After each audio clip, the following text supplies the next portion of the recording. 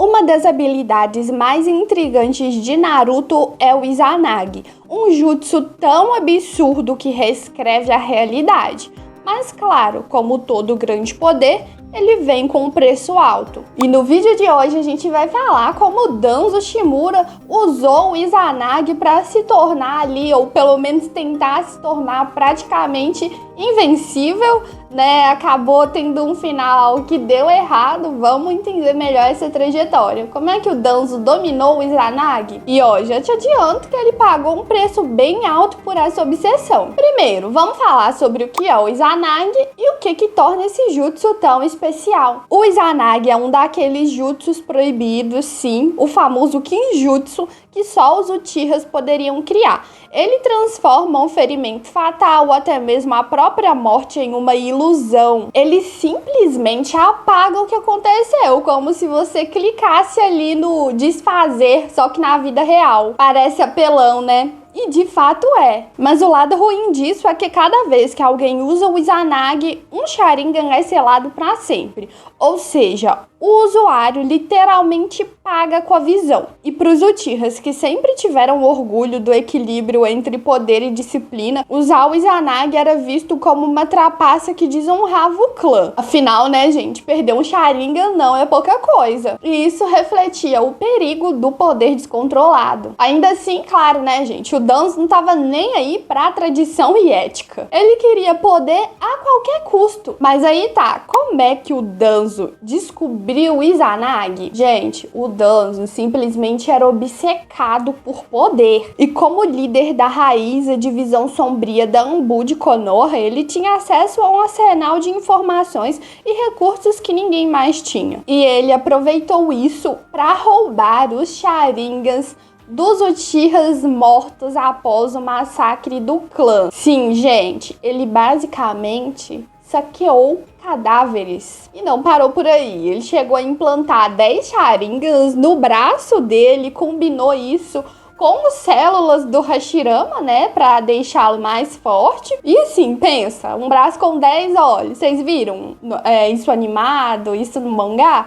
Gente, que coisa nojenta. Olha só, vou deixar passando aí na tela, mas sinceramente, ai, não gostei não. Achei muito nojento. 10 olhos no braço, nada a ver. Fora que ainda teve o golpe contra o Shisui Uchiha, né? Quando ele roubou o Mangekyo Sharingan do cara, famoso por ter o Koto Amatsukami, um dos genjutsus mais poderosos da obra. O Danzo não mediu esforços para garantir que poderia manipular a realidade ao seu favor, gente. E com 10 Sharingas no braço e mais um no olho, o Danzo conseguiu usar o Izanagi repetidamente, o que tornava ele praticamente imortal por curtos períodos. A cada vez que ele era atingido ou deveria morrer, ele simplesmente usava o jutsu e apagava o ocorrido. Mas lembra, tudo isso tem um limite. A cada vez que ele usava o Izanagi, um Sharingan daqueles 10 morria. Essa técnica fazia dele um oponente assustador,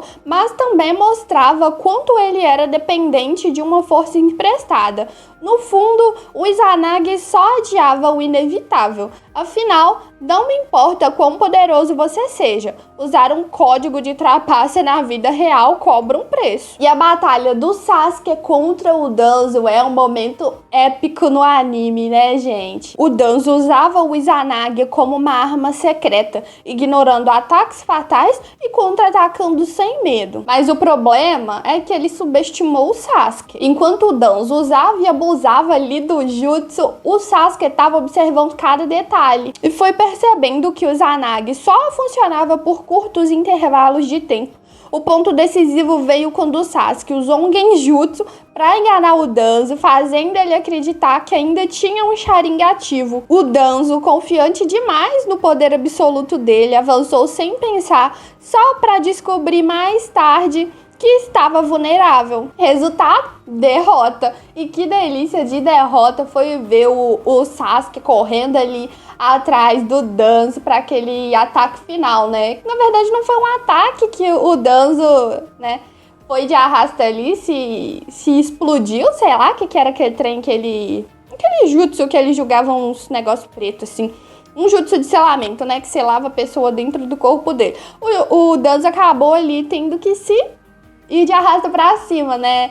Porque não tinha pra onde correr. E assim, o Danzo é o exemplo perfeito de como o poder sem autocontrole pode levar a uma queda. E que queda? Ele dependia tanto de habilidades roubadas que esqueceu do básico, gente. Que é estratégia, humildade e autoconhecimento. O Izanagi, apesar de ser uma habilidade impressionante, expôs mais as falhas do Danzo do que os méritos. E no fim, a derrota dele pro Sasuke foi mais do que uma simples perda de batalha. Foi a prova de que nenhum jutsu, por mais apelão que seja, substitui a inteligência e a habilidade de um verdadeiro shinobi, né? E a história do Danzo serve como um alerta. Confiar cegamente em poder emprestado é um caminho perigoso. E aí, você acha que o Danzo teve o que merecia ou foi só mais uma vítima da própria ambição? Eu acho que ele teve o que merecia, gente. Teve sim. Não vou passar pano. Conta aí nos comentários e não esquece de se inscrever, né? Pra ver as novidades e curiosidades do universo de Naruto. E pra adquirir aí as canecas do anime, como essa minha aqui do Itachi, escrito Te Falta Ódio. Só dá uma olhadinha na descrição, tá bom? É da nossa parceria com a Amazon que a gente tá sempre oferecendo aí pra vocês. Beleza? E a gente se vê no próximo vídeo. Tchau, tchau!